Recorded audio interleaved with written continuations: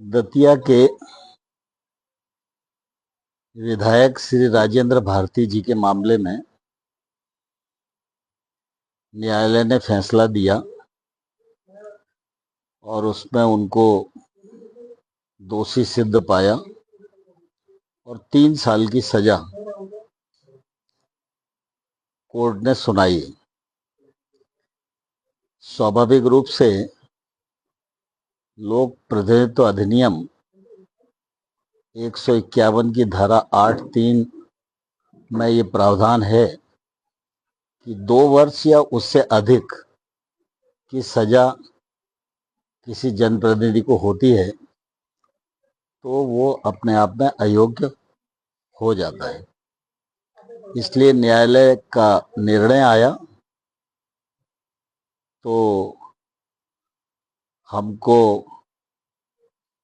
सूचना मिली और साथ ही साथ एक नागरिक ने भी कोर्ट के निर्णय का हवाला देते हुए उसका पालन किया जाए, ये भी विधानसभा में आग्रह किया। उसके बाद हम सब लोगों ने अपने वकीलों से मशवरा किया और एडवोकेट जनरल से भी राय ली और उस राय के मुताबिक जो कानून में प्रावधान था उसके हिसाब से निर्णय किया गया। कोर्ट के निर्णय के परिप्रेक्ष्य में श्री राजेंद्र भारती जी की जो सदस्यता थी वो अयोग्य घोषित हो गई है। उसकी सूचना चुनाव आयोग और संबंधित जो पक्ष हैं सरकारी, उन सबको वो सूचना कल रात्रि में दे दी गई है। इससे पूर्व भी ऐसे उदाहरण हम लोगों के सामने हैं। मध्य प्रदेश विधानसभा की विधायक थी आशा देवी, उनके मामले में भी इस प्रकार का निर्णय आया था और सजा के आधार पर उनकी ही सदस्यता गई थी।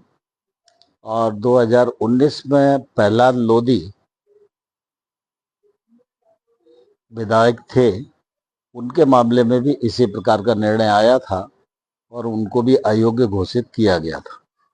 तो मैं समझता हूं कि जो कार्यवाही विधानसभा में हुई है वो विधि अनुसार है और उस मामले में विधानसभा को जो करनी काम था वो विधानसभा ने पूर्ण किया है। देखिए, सामान्य तौर पर मैं किसी आरोप प्रत्यारोप का जवाब नहीं देना चाहता। विधानसभा और विधानसभा अध्यक्ष ये सामान्य तौर पर अलग प्रकार के पद हैं। इनमें दलगत भावना से ऊपर उठकर ही सारा काम किया जाता है। मैं इतने दिन से अध्यक्ष हूँ, सभी पक्षों के लोगों से आप बात कर सकते हैं। मेरी कोशिश रहती है कि जो विधि अनुसार है, नियम प्रक्रिया के अनुसार है, वही काम किया जाए।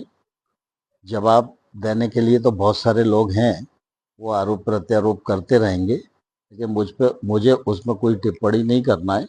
मैंने आपको पूर्व में भी बताया कि पहले भी जो भारतीय जनता पार्टी के सदस्य थे उनकी भी सदस्यता गई थी, इसी कानून के अंतर्गत गई थी और इसी विधानसभा ने निर्णय किया था।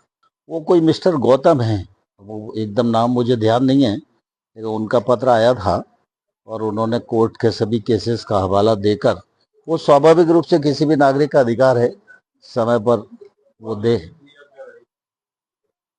अगली प्रक्रिया हमारी तरफ से तो पूर्ण है। अब माननीय न्यायालय इसके आगे कोई आदेश देता है तो न्यायालय का जो आदेश होगा वो सर्वोपरि है। नहीं, स्वाभाविक रूप से कल हमारे प्रमुख सचिव बाहर थे और इसलिए वो रात में करीब 9 बजे के आसपास आए, तो इसलिए वो अपनी कार्यवाही करने के लिए, और फिर हमारे यज्ञदत्त शर्मा जी हैं, 5 तारीख को उनकी पुण्यतिथि है और बाकी कुछ कार्यक्रम थे, उस मामले में बैठक लेने के लिए बैठे थे, वो आए होंगे। तो स्वाभाविक रूप से विधानसभा तो सबकी है। देखिए, मैंने पहले ही कहा कि जो कुछ निर्णय हुआ है वो माननीय न्यायालय के निर्देशा के अनुसार हुआ है और माननीय न्यायालय का आदेश सभी संस्थाओं के लिए सर्वोपरि होता है। आगे कोई आदेश आएगा तो उस पर कानूनी मशवरा करके आगे बढ़ेंगे।